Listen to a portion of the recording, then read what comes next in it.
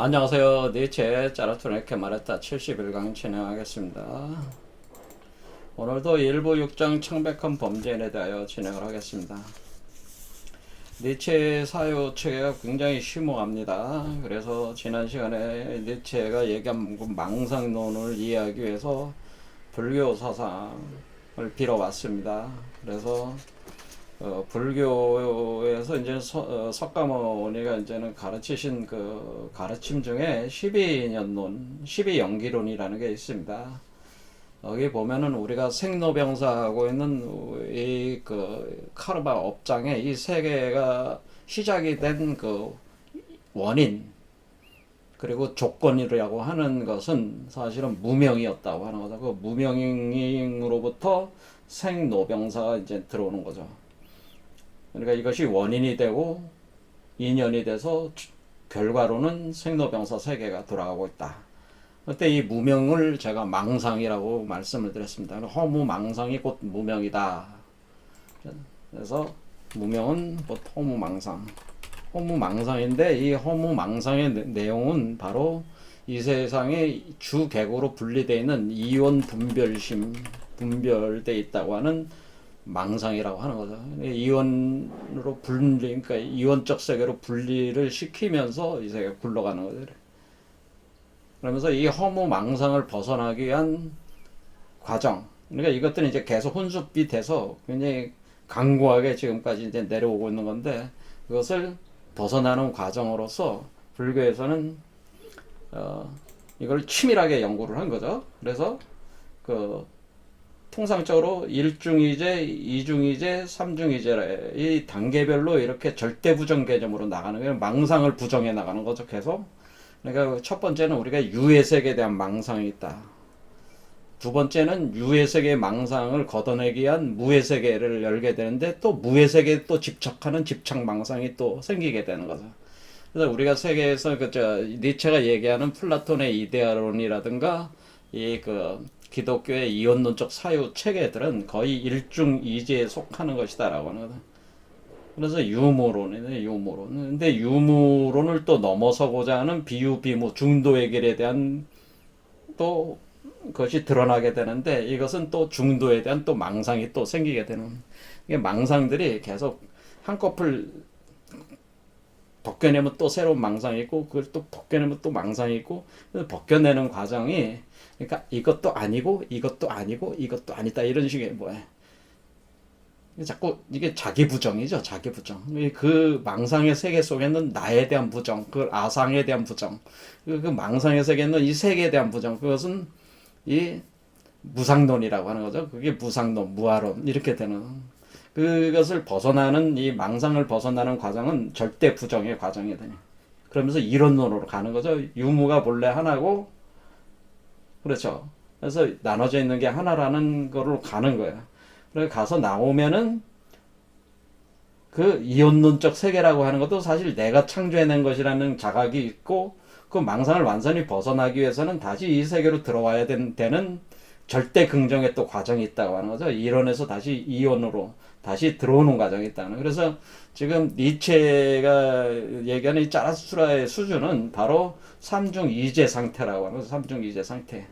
근데 지금 니체가 논증하고 있는 부분은 요 유무론에 있는 이원론적 사고가 서양 세계의 사고가 요 구조에 아직 머물러 있다. 그래서 해결에 와서 정반합, 그러니까 유가 정이고 무가 반이고 비유 비무가 합 이렇게 보면 정반합의 사고가 이때 이제 발생을 한 거예요. 그러니까 서양 사고가 지금 여기까지는 와 있다고 봐야죠. 지금 이중 이제까지. 근데 니체는 여기까지 이미 다 와 있어요. 그래서 이제 하강에 들어가는 거죠. 그래서 그래서 절대 부정과 절대 긍정을 같이 진행을 하는 겁니다. 이 짜라수라 입장에서는. 자, 그래서 대부분의 여기서 지금 비판하고 있는 사람들은 창백한 범죄인들은 이 일중이제 상태에 머물러 있는 사람들을 보통 거기서 이제 나름대로 지도자급 행세를 하는 사람들을 창백한 범죄인으로 지금 보고 있는 거죠. 자, 니체가 보기에는 이제 창백한 범죄인의 망상은 기본적으로 표면망상과 표면망상 그 다음에 본질적 망상으로서 영혼 망상이라는 두 가지로 돼 있는데, 이 표면 망상은 이제는 그 칼융의 철학으로 따지면은 페르소나적 망상, 그러니까 자기가 꾸며낸 겉모습이 자기라고 하는 착각, 그게 자라고 하는 착각, 에고라고 하는, 그게 그래서 에고 소멸론이 자꾸 나오는 거예요. 그게 그 망상이 있는 것이고, 그 다음에 여기서 니체가 얘기하는 건 쇠도 망상, 페르소나로 드러나는 자아가 아니라 쇠도로 있는 무의식에 잠재되어 있는 망상이 영혼 망상이라고 하는 걸 얘기를 하는 거죠. 그래서 사실은 이 사람들이 범죄를 저지르게 된 동기는 이 영혼망상에 있는 것이다라고. 그러니까 표면망상이 이 창백한 범죄인의 범죄의 동기는 아니었다고 하는 거라. 그거를 이제는 얘기를 한 겁니다. 그런데 이 영혼망상의 내용, 이 내용에 대해서 좀 더 이제 영혼망상도 점점 깊이 들어가면은 그 사람들이 주장하는 자신의 영혼망상 내용 이면에 또 근본적인 어떤 원인이 있다고 하는 거예요. 자, 그런 내용들을 이제 오늘 이제 보는 겁니다. 자, 여기 이제 읽어보면서 하겠습니다. 붉은 옷의 판관은 말한다. 이 범죄인이 왜 살인을 했지? 그는 강탈하려고 했던 것이었는데, 그러나 나는 그들에게 이렇게 말한다. 그의 영혼이 원했던 것은 강탈이 아니라 피였다. 그는 칼의 행복에 목말랐던 것이다. 이런 얘기죠. 그러니까 지금 그 여기 있는 붉은 옷을 입은 판관이라고 하는 것은 지금 뭐냐면은, 붉은 옷을 입었다는 것은 뭐야? 입었다고 할 때 이거는 불타고 있다는 거죠. 불에 타고 있다. 이게 불이 활활 몸에서 불이 활활 타고 있는, 불에 타고 있는 상태를 표현해 주는 거예요. 불에 타고 있는 그 존재, 불 속에 있는 존재, 그것이 붉은 옷을 입은. 그러니까 몸이 불에 타고 있으니까 겉에 막 불의 기운이, 붉은 기운이 막 감돋는 그런 상태죠. 그래서 불에 타고 있는 심판관이라고 하는 거죠. 불에 타고 있는 심판관. 그러니까 이걸 불에 타고 있다기보다 불의 심판관이라고 그래요. 불의 심판관이 있다라고 하는 거죠. 붉은 옷이 입었다는 것은 불의 심판관이라고 하는 겁니다. 이 불의 심판관이 근데 뭘로 심판한다는 거야? 불심판을 한다는 거야. 불심판. 그러니까 불의 심판관이니까 불심판을 하는 거죠. 불심판을 하는데, 그 죄인들이 지금 창백한 범죄인들에 대해서 뭐라고 하면, 너희들은 이제 살인죄를 졌다는 거예요. 이게 제목이 지금 살인죄인데, 살인죄야. 살인죄인데 왜 이 범죄는 왜 살인을 했지? 그냥 강탈을 하려고 했는데 이렇게 얘기하는. 근데 원래 이 사람들은 그 창백한 범죄인은 살인하려고 했던 게 아니고 강탈을 하려고 했고, 그런데 그 강탈을 하려고 했던 것은 사실은 그것도 아니고, 더 이렇게 이유를 추적해 들어가면은 그것은 피였다는 거예요. 원했던 것은 피를 원했다라고 하는. 그러니까 사실은 뭐를 강탈하려고 했다는 거예요? 피를 강탈하려고 했다는 거예요. 피를 흡혈을 하길 원했다는 거예요. 그리고 피를 원했고, 피와 또 뭐를 원한다고 그러냐면 칼의 행복에 목말랐다. 칼의 행복에 대한 갈증. 그러니까 지금 갈증이 두 개죠. 피와 칼의 행복에 대한 갈증이 원래 이것이 그 범죄의 동기라고 하는 겁니다. 근본적인 동기라고 하는 겁니다. 이 판관이 판단할 때 그렇다는 거예요. 판관이. 붉은 옷의 불심판 판관이 볼 때는 피와 칼에 대한 행복, 갈증, 그 갈증이, 칼의 행복에 대한 갈증이 강탈의 죄를 저지르게 하고, 결국에는 살인으로 결말이 난 그것이고, 이 사람들이 창백한 범죄인들의 범죄, 왜 이렇게 그래서 창백하다고 하는 거냐면은, 결국 뭐예요? 창백하다고 한 거는 제가 말씀을 드렸잖아요. 창백함이라고 하는 것은 피의 부족이라고 하는 거죠. 이거 일맥상통하는 거잖아요. 우리가 창백하다 그러면 뭐야?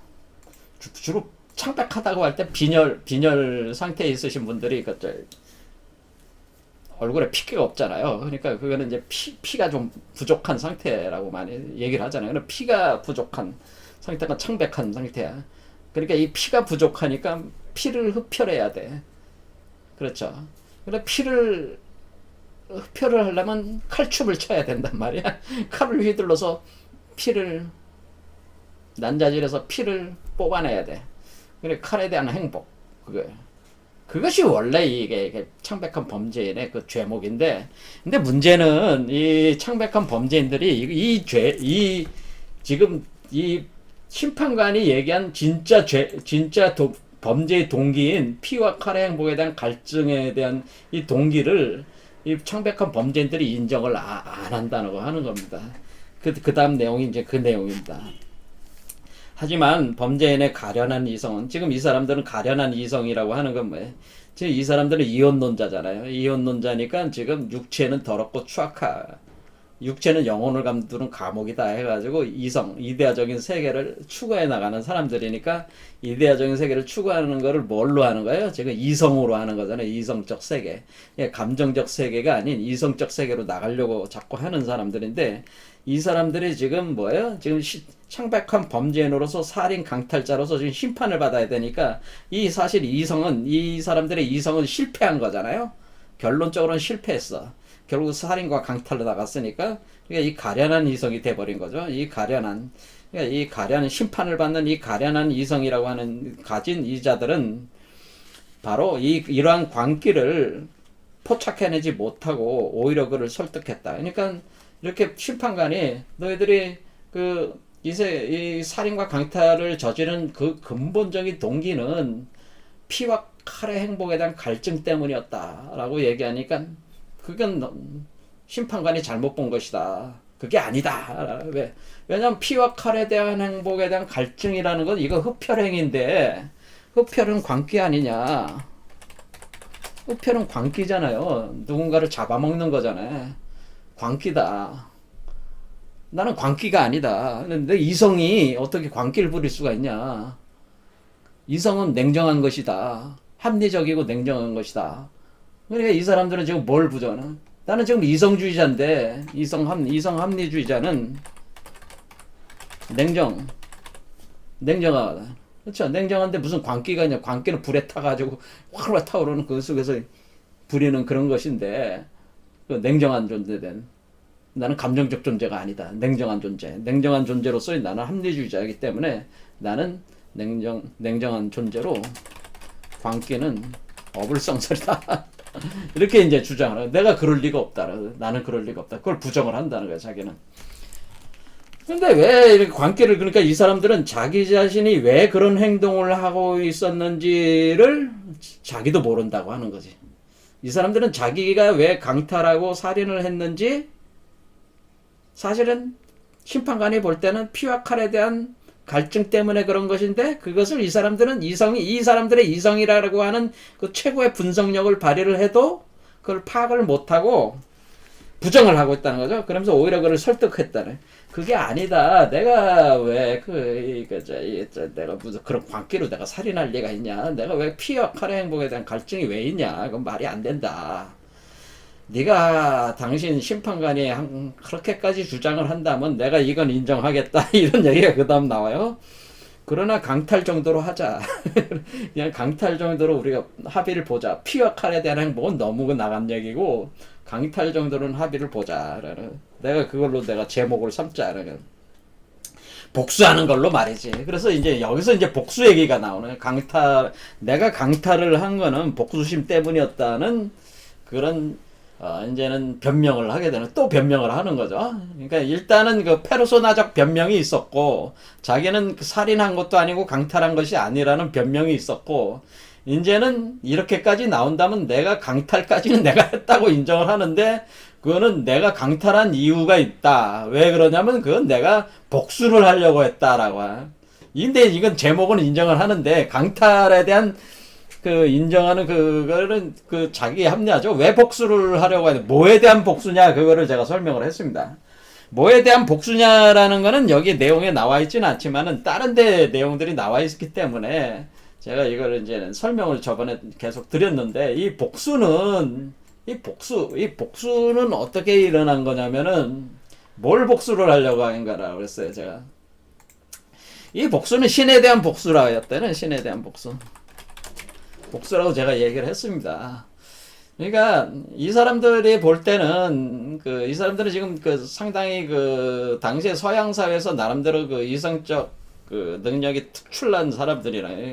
그리고 우리가 종교인이나 철학가들 중에서 수준이 있는 쓰신 분들이란 말이에요. 이 양반들이. 그래 자신을 고매한 자들이라고 생각하는 자들이란 말이에요. 사회 저명한 명예가 높은 사람들이죠.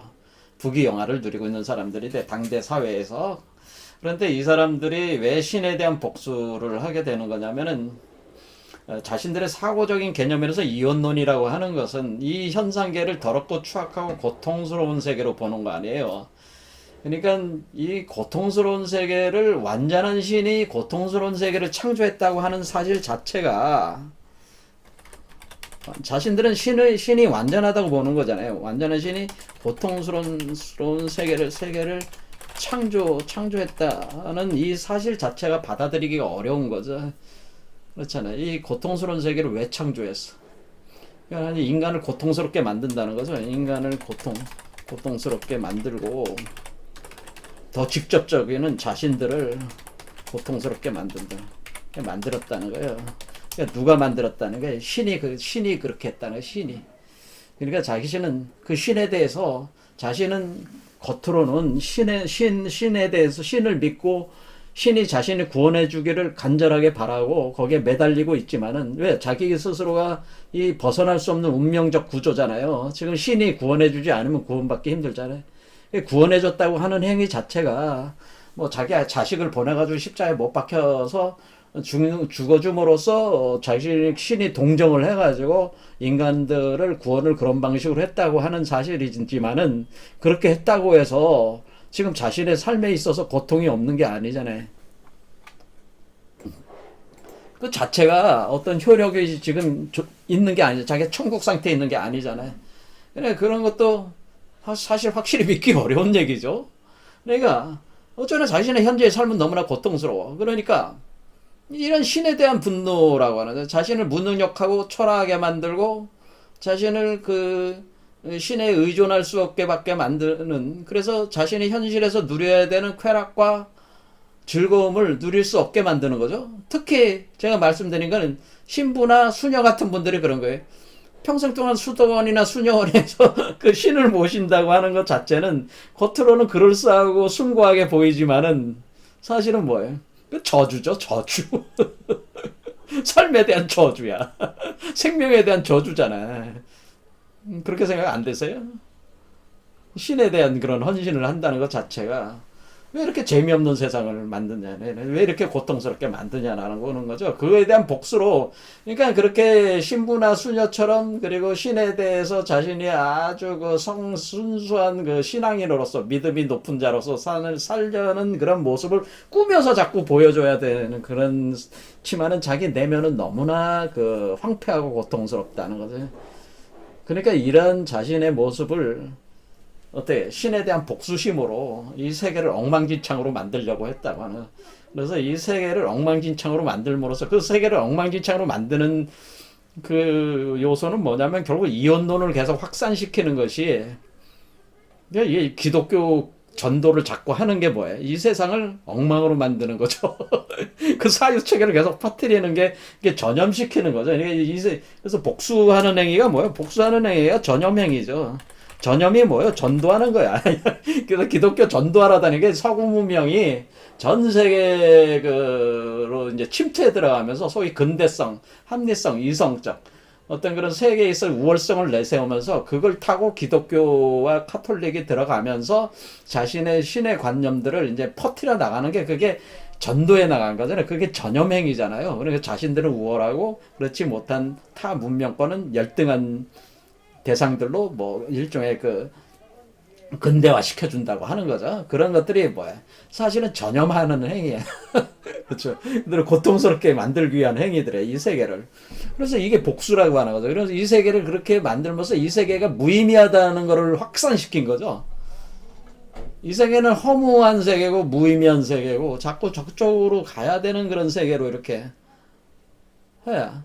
자, 우리는 니체의 입장은 지금 어때요? 근본적으로 나와서 다시 절대 긍정으로 들어왔지만은 이 사람들은 부정하면서 계속 나가는데 끝이 없어. 우리가 이 길에 대한 전망이 없이 가는 그런 거 아니야, 지금. 그러니까 이 세계를 이제 자꾸 그런 식으로 지금 가고 있는 그렇게 되면 뭐예요? 사람들로부터 이 세계에서 분리되게 자꾸 만드는 거지. 그래서 그 사람들의 이 세계에서 그 사람들을 지배하면서 그 사람들의 육체와 재산과 그 영혼을 지배를 하는 거죠. 그것이 이제 강탈이고 그것이 이제 복수라고 하는 거죠. 그러면서 이 세계를 개판으로 만들어 놓는 것이 나의 복수다. 신에 대한 복수다. 신이 나를 고통스럽게 만든 거에 대한 내가 신이 네가 만든 네 신이라고 하는 이 녀석이 만든 이 세계를 내가 이렇게 개판으로 만들어서 내가 신에게 복수하고 싶다는 그 생각으로 내가 지금 이 강탈한 거야. 내가 이것까지는 내가 인정을 해줄게. 이렇게 얘기를 하고 있는 거죠.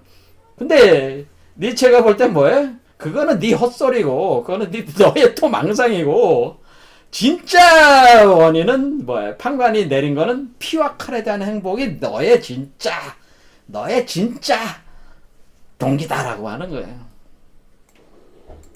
그런데 왜 이쪽 창백한 범죄인들이 왜 이렇게 강탈 정도로 이렇게 합의를 보자고 나왔냐? 그 얘기는 왜 그렇게 한 거냐면은 여기 또 설명이 나옵니다. 범죄인은 자신의 가련한 이성에게 귀를 기울였고 이성의 말은 납덩이처럼 그를 짓눌렀다. 그렇죠? 이렇게 해서 자기를 계속 분석을 해보니까 사실은 자기가 신에 대한 복수심으로 이걸 일으켰다고 하는 거죠.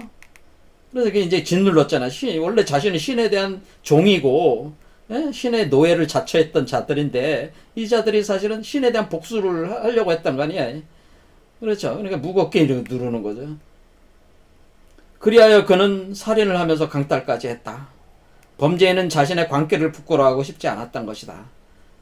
그런데 이렇게 자기가 이렇게 변명을 하고 이렇게 한 거는 뭐야? 적어도 자신의 자존심은 또 지키고 싶었다는 거죠. 왜? 나는 광기 때문에 그런 게 아니다. 내가 피와 칼의 행복에 대한 갈증은 이건 흡혈인데 흡혈은 광기다. 그럼 내가 지금까지 이 세계에서 내가 그래도 이성으로 특출난 자고 내가 합리적이고 냉정한 사람이고 내가 분석적이고 그렇게 나를 관찰도 잘하고 그런 사람인데 내가 그런 광기에 휩싸일 리가 없다. 내가 심리학적 분석으로서 내가 복수를 했다고 하는 것까지는 내가 인정을 하마.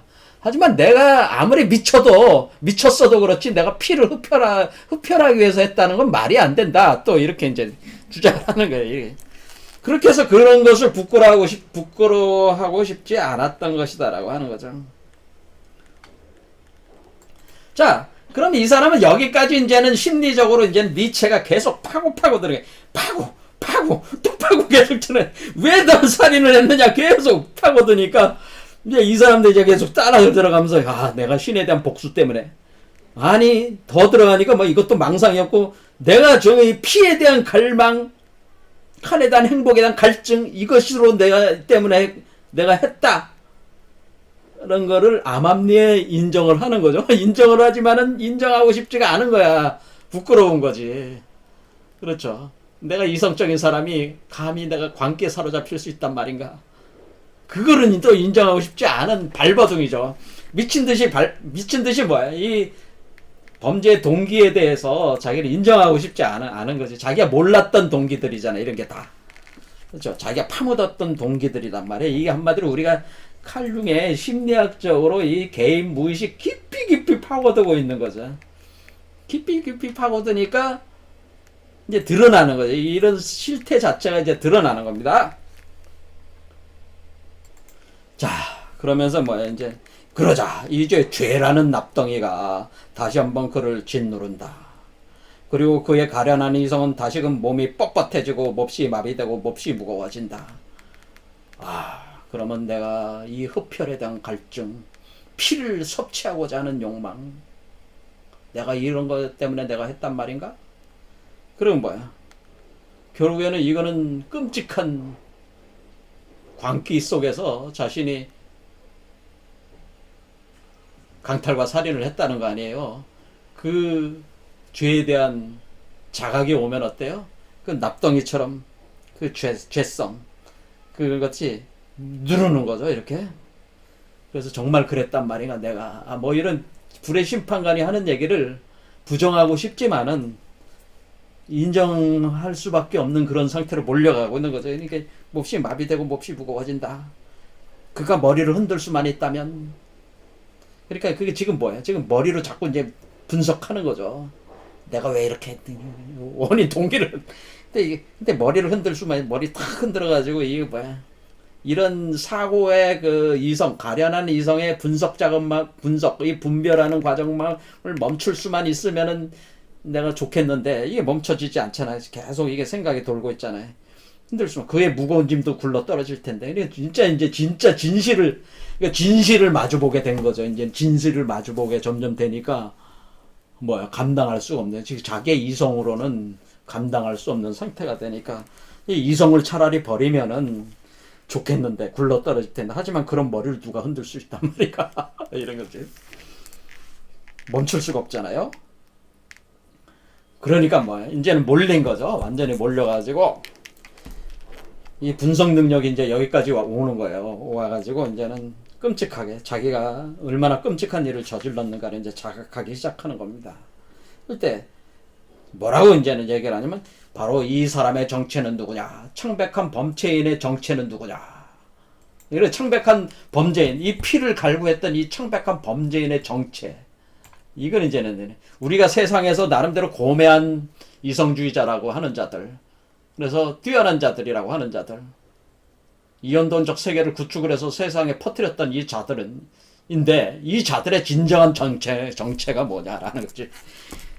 그거는 이 자들은 바로 정신을 통해서, 그러니까 이성적 능력이죠. 이성적 능력을 통해서 세상으로 손을 뻗어대는 질병더미다.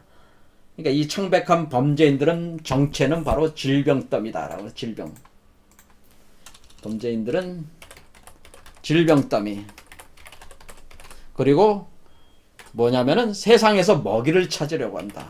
먹이를 찾는 자들. 그러니까 찾는 자들은 뭐예요? 먹이를 찾는 자들. 그러니까 이들은 질병더미고 전염병들이라는 거죠. 이 사람들은 전염병. 왜? 복수심이든 뭐든 간에 이 세상을 완전히 개판으로 망치는 것이 목표잖아 지금. 그렇죠. 이 사람들의 상대방을 피를 흡혈하면서 흡혈 과정에서 뭐예요?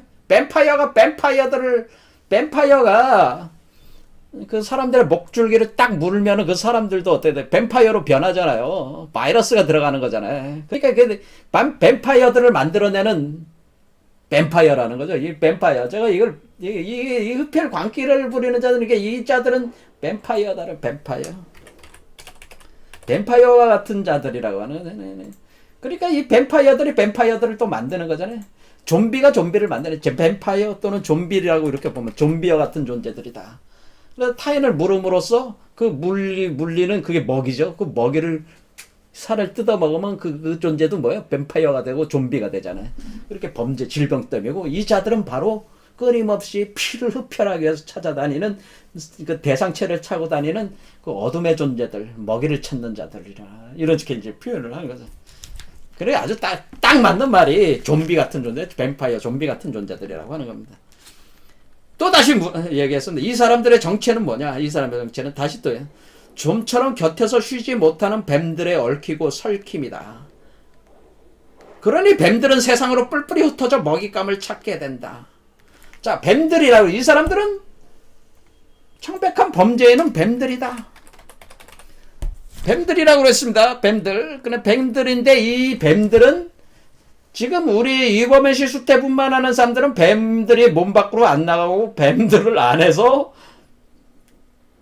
이렇게 돌게 만들어가지고 여기서 이 뱀의 독을 지금 지금 이범현 씨 수태분만 한 사람들은 이 뱀들을 이렇게 엮어가지고 뱀독을 어떻게 돼? 이범현 씨 하는 사람들은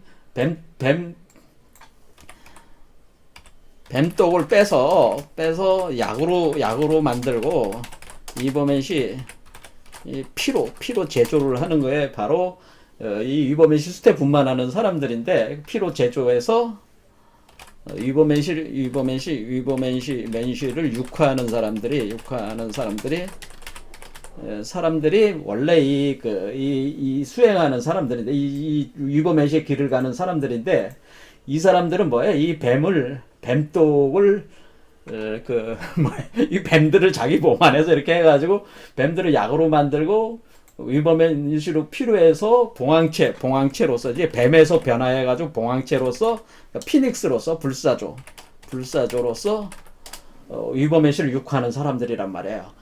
그러니까 불사조니까 여기가 불의 심판관이라는 거죠. 불의 심판관. 그러니까 불사조로서 위법의 실을 육화하는 사람들인데, 그런데 이 창백한 범죄인은 자기 안에서 이 뱀들을 가지고 이 뱀들을 다른 사람들한테 보내가지고 다른 사람들을 무는 존재들이에요. 이 뱀들이고, 이 뱀들을 뭐라고 그러냐면 네아심 세라핌이라, 네아심 세라핌이라고 얘기를 합니다. 네아심 세라핌. 뱀들이다. 그런데 이 뱀들은 뭐예요? 독뱀들이죠. 이 찾는 자, 바로 독뱀들이더라고 하는 거예요. 이거에 대한 기록이 이제 우리가 모세에서, 느보산에서 모세 사건이 그런 겁니다. 일종의 모세가 가나안 땅으로 들어가기 전에 바로 느보산에 도착을 합니다. 느보산에서 요단강만 건너면은 이제 가나안 땅이거든요. 그런데 그 느보산에서 사건이 하나 일어나는데 독뱀들이 출현을 합니다. 독뱀들의 출현. 느보산의 모세에서 독뱀들이 이제 출현을 하는데, 요게 이제 그 그림을 표현해 주는 거예요. 근데 이 독뱀의 이름이 네아심 세라핌이에요. 그럼 이 독뱀들이 사람들을 물어서 죽입니다. 사람들을 물어서 죽인다. 그러니까 이런 독뱀들 같은 존재를, 그러니까 가나안 땅에 들어가기 전에 일어나는 사건이, 그러니까 가나안 땅이 낙원이라는 거죠. 낙원, 지상 낙원인데, 근데 이게 기독교 이 바이블이라고 하는 것이 이런 역사적인 얘기가 아니고 사실 이게 상징적인 표현이들이에요. 이게 다 이렇게 독뱀들 같은 이 독뱀들을 얘기를 하는 거예요. 이런 독뱀 같은 존재들이라고 얘기하는. 그래서 이게 이 사람들을 물어가지고 어때요? 이 사람들이 독에 당해서 다 죽이잖아요. 그러니까 이게 살인을 하는 거잖아요. 그래서 이렇게 독뱀들 풀어가지고 이렇게 자기가 지금 이 독뱀들을 풀어가지고 어떻게 돼?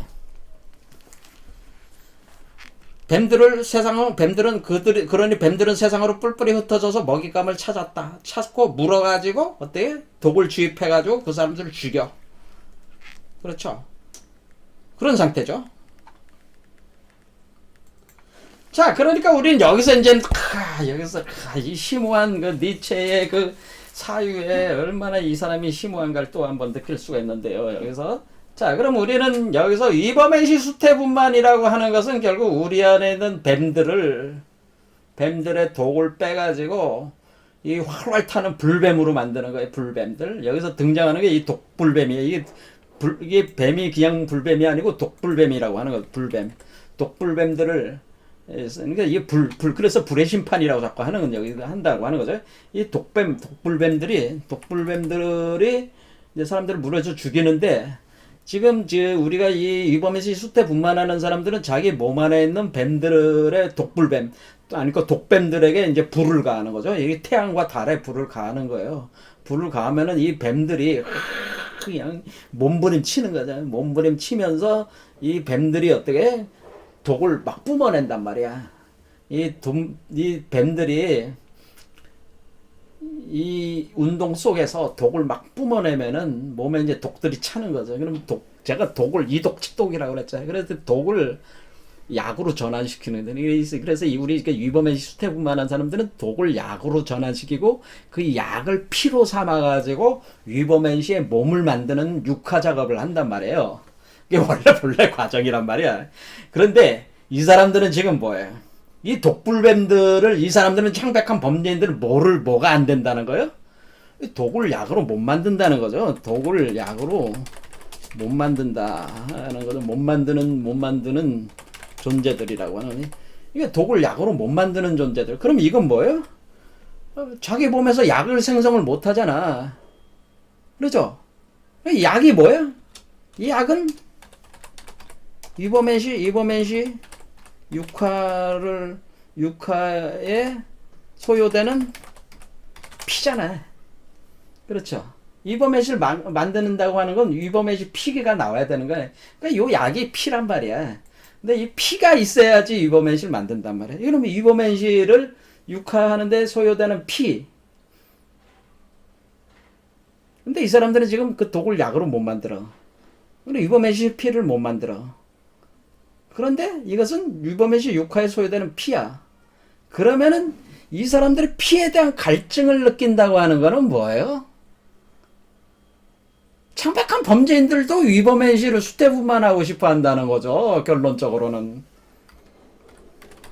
창백한 범죄인들도 위버맨시를 수태분만을 갈망한다고 하는 거예요. 그러니까 창박한 범죄인들도 새로운 신체를 원한다는 거예요. 신체 자아를, 위버맨시 신체를 원한다는 거예요.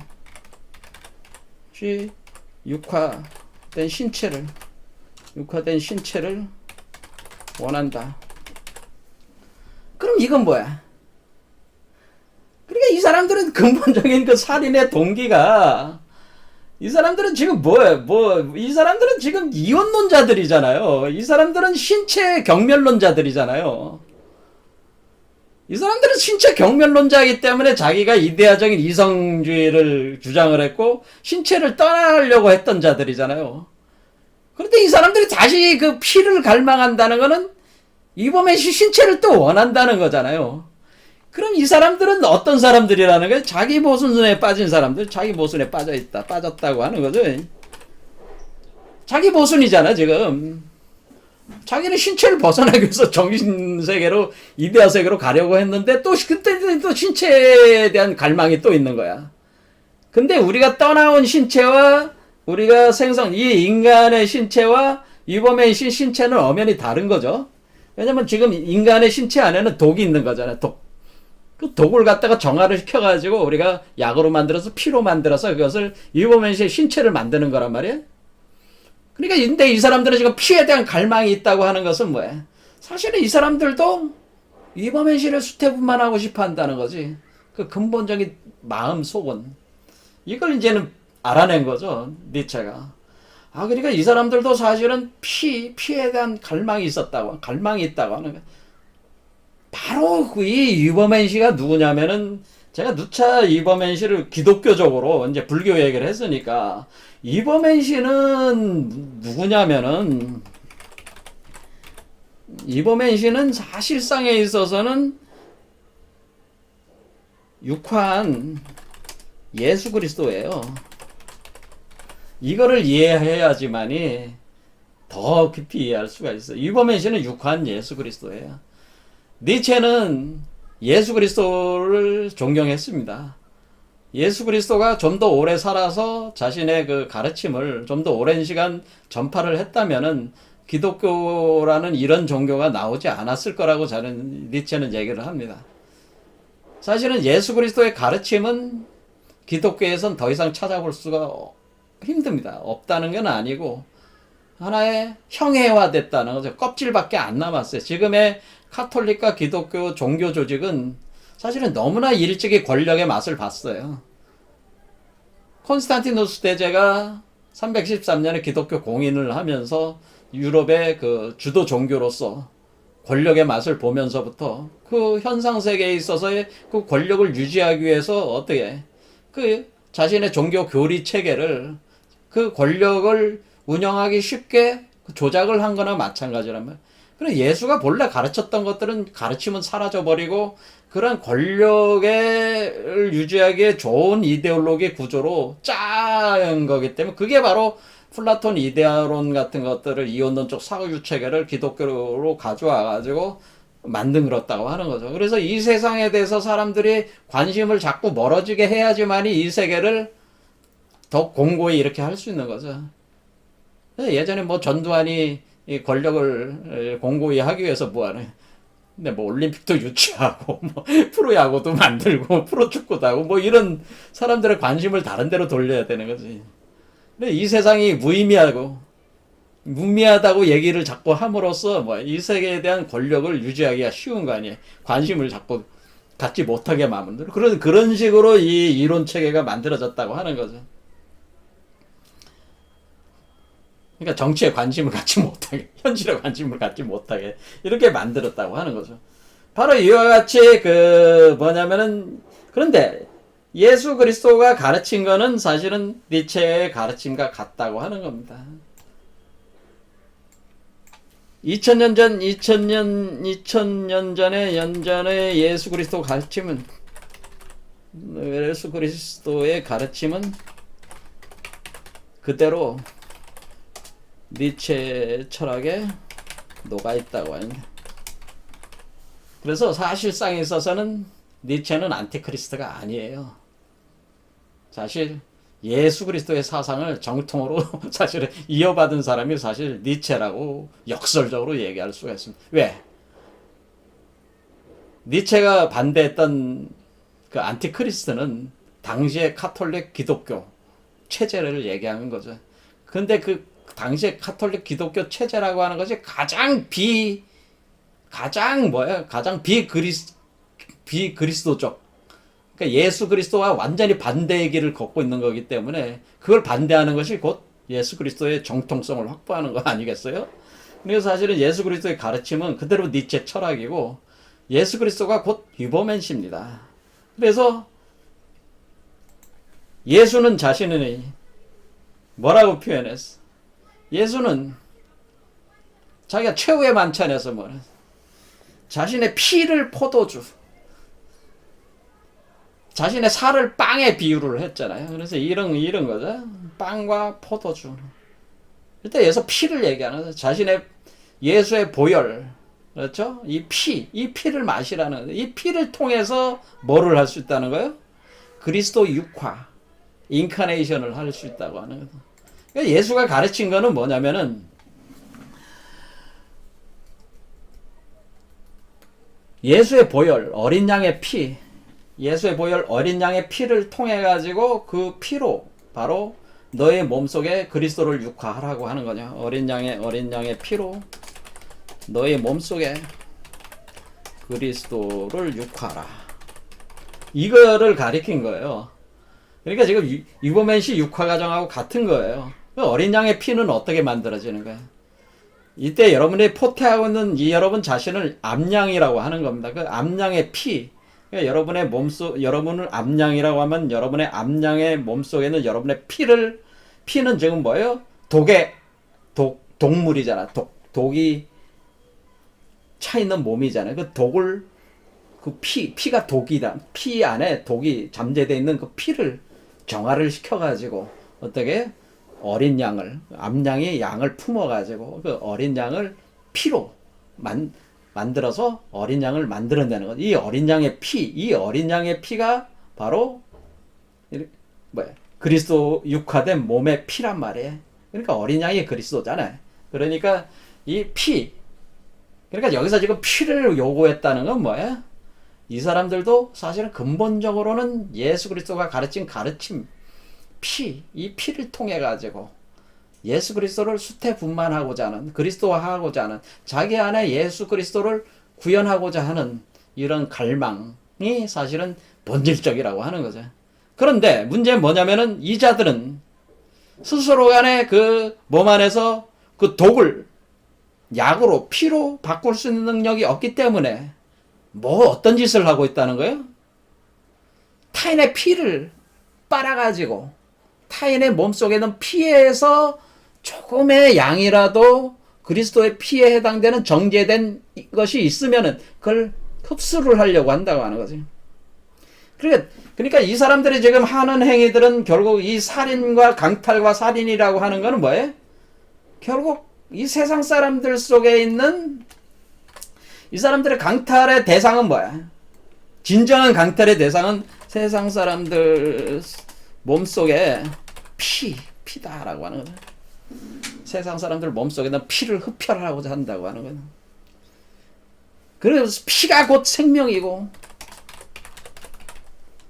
이 피가 생명이니까 생명력을 강탈한다고 하는 거다.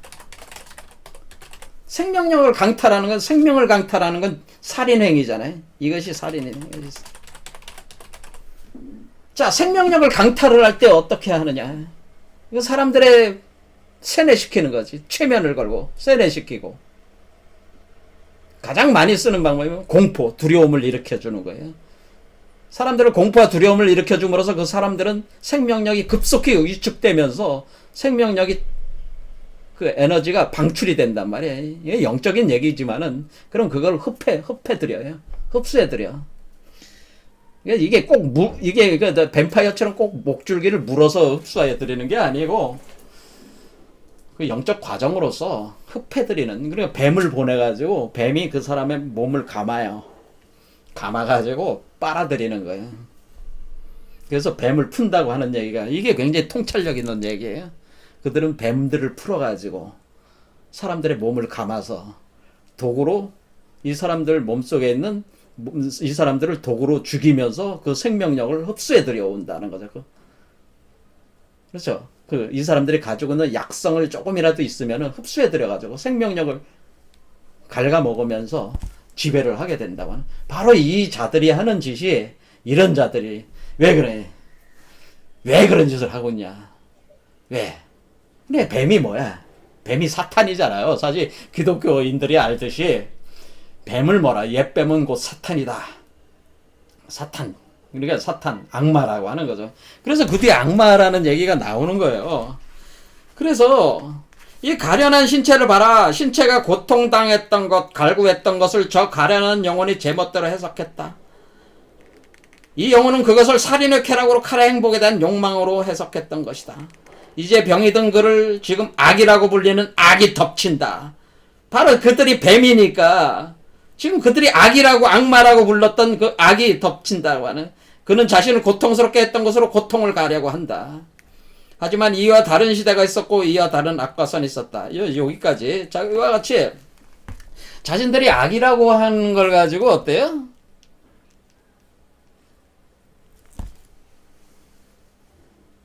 그걸로 사람들을, 뱀을 보내가지고 그 악 속에 빠뜨리는 거죠. 그 악마적 어떤 행동, 그 지배를 하려고 한다고 하는 거죠, 이렇게. 자, 이와 같이 여기서 얘기를 하는 것은 결국에는 지금 말씀드린 대로 요런 개념이라고 하는 거죠. 자, 그래서 여기서 칼의 행복이라고 하는 건 뭐냐? 칼의 행복이라고 하는 것은 우리가 그걸 이해를 하려면은 여러분들 에덴 동산의 이야기를 다시 얘기를 해야 됩니다. 여기 아담과 이브가 나오면 요 뱀이 나오잖아요. 요 뱀을 보내는 거예요. 요 뱀을 사람들 속에다 보내가지고 지금 이 사람들 몸속에 있는 이 뱀들이 요 뱀이란 말이에요. 요 뱀을 보내가지고 흡혈해 오는 거란 말이에요. 독을 쏴가지고 흡혈을 해 오는 건데, 그런데 이 에덴 동산에서 이제는 추방을 당해가지고 다시 이렇게 복귀를 해 들어갈 때, 창세기 3장에 보면은, 여호와 하나님이 에덴 동산에서 그를 내보내어, 그러니까 추방하는 거죠. 그의 근원이 된 땅을 갈게 하시느라, 이렇게 이혼 분별 망상에 빠졌단 말이에요. 선악과를 먹음으로써. 그래서 그 세계에서 에덴 동산에 추방을 하게 되는, 망상 구조에 들어가서 추방을 하게 될 때 이와 같이 하나님이 사람을 쫓아내시고 에덴 동산 동쪽에 그룹들과 두루 도는 불칼을 두어 생명나무에게를 지키게 하시니라. 그래서 두루 도는 불칼이라는 얘기가 나왔잖아요. 그렇죠? 자, 이 춤추는 칼의 행복이라고 하는 것은 두루 도는 불칼. 그래서 붉은 판관이라고 얘기를 한 겁니다.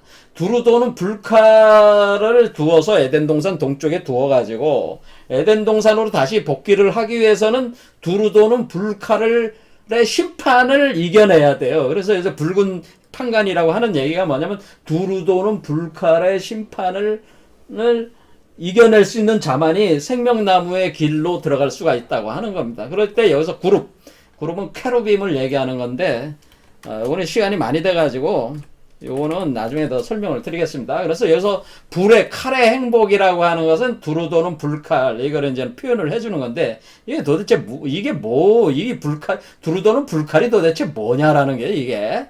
자, 그래서 이런 내용들은 다음 시간에 보도록 하겠습니다. 그래서 어쨌든 오늘 한 얘기는 뭐냐면은, 결국에는 이 사람들의 동기는 근본적인 동기는 뭐냐? 이 사람들은 신체를 부정했지만은 결국 육화된 그리스도의 육체를 원한다는 거죠. 그러니까 육화된 위버맨시를 원하는 거예요. 근데 육화되는 위버맨시를 원하려면 육화되는 그 재료로서의 그 피를 원하는 거죠. 근데 피가 자신이 스스로 그 자기 안에 있는 독을 정화시켜서 그 피를 만들 수 없기 때문에 다른 사람들의 그 생명력을 흡혈해 드림으로써 그 피에 대한 부족분을 자꾸 채우려고 한다고 하는 거죠. 그 갈망을 자꾸 쫓아간다고 하는 거죠. 그러니까 이 자들이 진짜 그런데 그것을 자기 몸 안에 있는 뱀들을 보내는 개념이라고 하는 거죠. 그러니까 이 자들이 사실은 사탄이고 이 자들이 바로 악마들이라고 하는 거죠. 그러니까 우리가 생각하는 이 창백한 범죄인들, 그러니까 피의 부족이잖아. 지금 유보맨실을 자꾸 만들려고는 하지만 피가 너무 부족하다 보니까 유보맨실을 못 만들어서 창백한 상태야. 그래서 피가 필요해. 이 피는 무슨 피예요? 사람의 피가 아니고 유보맨실 피라는 거야. 그리스도의 피라는 거야. 이걸 자기가 착취하기 위해서 사람들을 이렇게 자꾸 조직을 만들어서 자꾸 이게 하는 것 자체가 이 피에 대한 갈망 때문이라고 하는 거예요. 그리고 이것이 칼의 행복에 속한, 이 칼의 행복이라는, 이보면시, 에덴 동산으로 다시 복귀하려면 이 두루도는 불칼을 지나야 되기 때문에, 이 칼을 지나는 과정에서, 지나고 나서야 진정한 행복을 또 이룰 수 있는 거 아니겠어요? 할 때에 요 칼의 행복, 케르빔이 지키고는 이 불칼, 두루도는 불고 회전하는 불칼, 요런 개념들이 여기 이제 등장을 하니까, 다음 시간에 또 한 번 더 이 내용을 봐야 되겠습니다. 좀 더 치밀하게 마무리를 하기 위해서는 오늘 여기까지 하겠습니다. 감사합니다.